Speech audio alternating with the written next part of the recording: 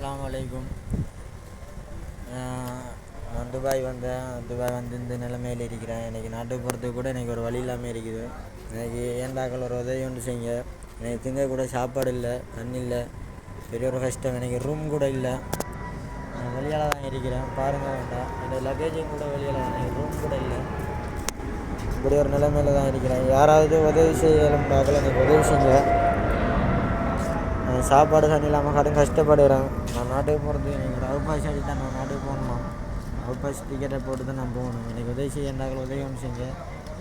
இதுதான் நான் மாஸ்க் அடிக்கன்னு. எனக்கு இப்போ தான் 20 வயசு. அதுக்காக தான் நான் மாஸ்க் அடிக்கேன்.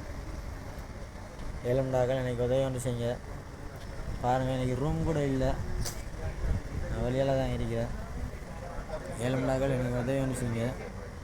அல்லாஹ்வுக்கு வேண்டி உங்களுக்கு நன்மைக்கு மேலே நன்மை கிடைக்கும். ரொம்ப கஷ்டமான ஒரு நிலைமையில் இருக்கேன்.